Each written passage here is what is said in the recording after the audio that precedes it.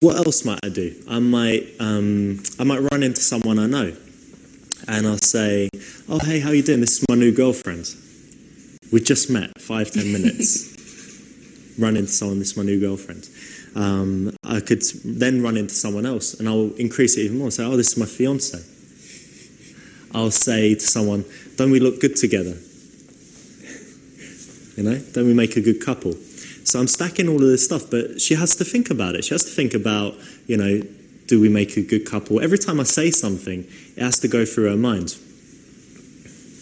I will call her sweet pea, pumpkin, darling, baby, and it's done tongue-in-cheek. It's done so early, but it still has all those associations. It's still, everyone wants to be called that. Everyone wants to feel that stuff there. But it's safe, because if I went up to her and I honestly said, "You know what, I know we've just met, but I think I'm in love with you." If I said that seriously, what's she thinking? Stalker, weirdo, nutcase, cheesy. Yeah, cheesy. She's going to be really scared to give this guy a number to let him do anything. But if it's done tongue-in-cheek, it lets her feel the same emotion, the positive emotion, but with safety in there, because she knows I don't really mean it. And in some way, it kind of teases her and makes her crave the real thing. If you constantly give a woman tongue-in-cheek romanticism, what she's going to crave is real romanticism from you. She's like, "Why doesn't he mean it?" That's what she's going to start thinking after a while. And every time you're doing it, and she's kind of, "Oh, he isn't joking." And she wants it to be real, but every time it's just more of the same. I also use tongue-in-cheek romanticism to promote feelings of safety and, the fact that I'm going to be there for her. So we might be outside and I'm like, "Oh, you're cold, darling, I'll keep you warm, don't worry." Or we're crossing a road, or people kind of, nearly spill a drink on her. I'm like, "Oh, baby, I'll protect you, don't worry." And it's all done like that. It's all done tongue-in-cheek. But again, you're setting yourself there as someone that will look after her and protect her. But because it's done in a non-serious way, first, you'll want it to be serious, and second, it makes it totally safe for her to just enjoy the feeling. And it's also a bit cocky funny, so you might have a situation where she gets irritated, but in a way that builds attraction. The third conversational element is probably my favourite one. In fact, it definitely is. It's the one where I'm having the most fun and I'm probably building the most attraction. And I call this the irresistible arsehole. What you're doing is you're setting yourself as that player guy, that bad boy guy, but you're doing it in a way where it's slightly tongue-in-cheek. It's not totally serious, but it's still building attraction in the same way that guy would. So the elements that are at play here is you're being totally unpredictable, you're making her laugh, and you're creating a situation that builds attraction. When I say unpredictable, if you look at my responses, I'm going to give you a few examples, but if you look at my responses, it's never going to be the standard expected response. So she's going to be in a conversation that she expects to go a certain way because she's had it plenty of times, and it's going to keep getting thrown off track, but always in an interesting way, always in a way that builds attraction and, just gives her an experience that she's not used to having. It also shows a lot of confidence because a lot of the stuff is not that safe. It's not the safe, easy way to play things. So by doing that, you're showing that you can take it or leave it.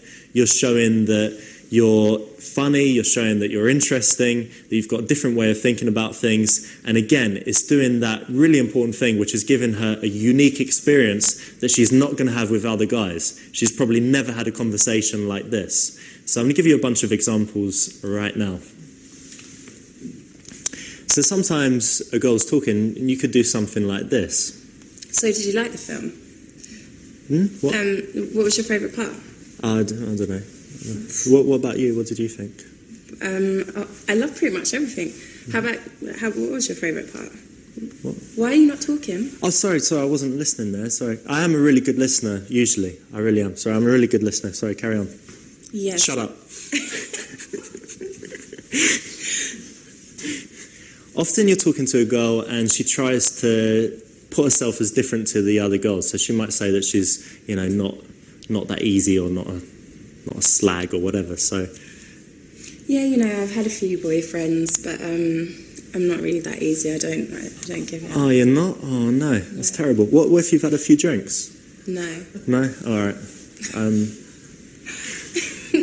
So the traditional response would be good.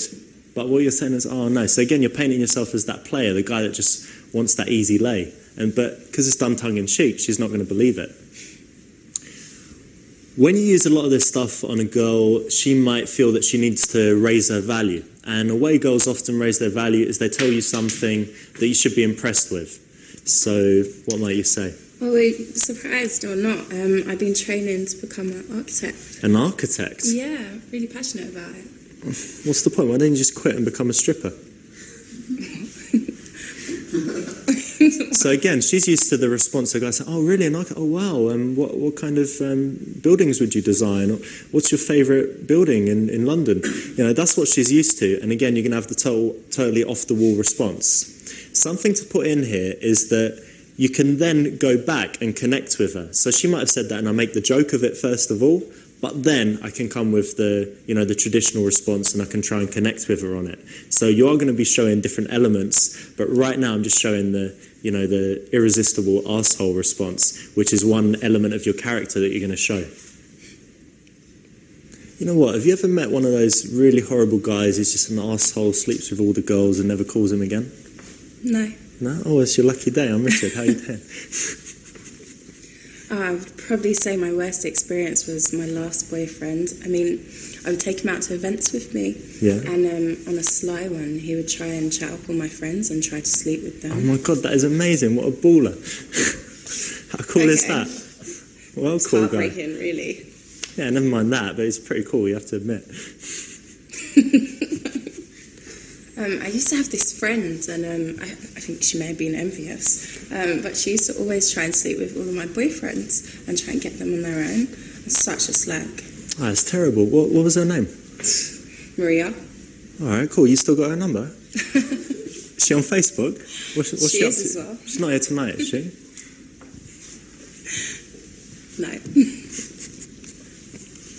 Do you have a Facebook account? Mm-hmm. Oh, okay, because I'm going to add you later. All right, I'll probably accept you, but I'm going to put you on limited profile, so you're only going to be able to see my hand. You're not serious. What's your name again? Jasmine. Jasmine, yeah? All right, cool. I'm just going to introduce you to my friends. Hey, Mark, this is Margaret. Margaret, this is Mark. All right, come meet my other friend. Bob, come and meet Nicola from pussy.com. Oh, my. You know what? Your skin is so soft. You feel like a slug.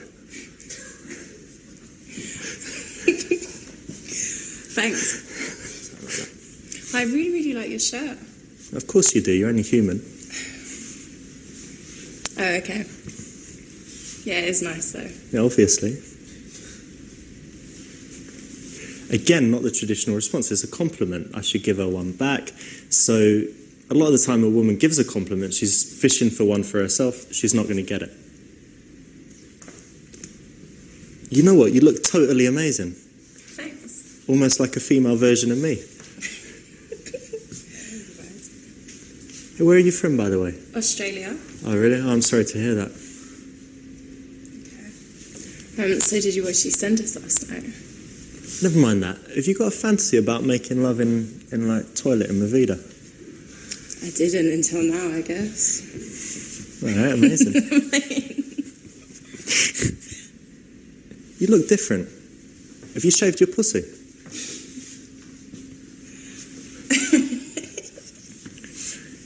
If you want to be a real irresistible arsehole, you might even do something like this. So you're going to kiss the girl. It's like kissing my mum. Heartbreaking. The fourth element at play in my conversations is one of honesty.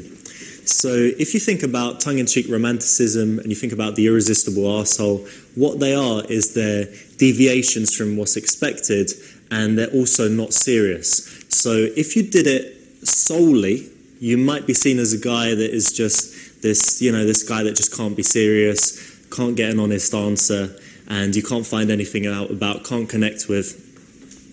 And that might be fine in some situations, but something nice to include would be honesty, and that's my fourth element.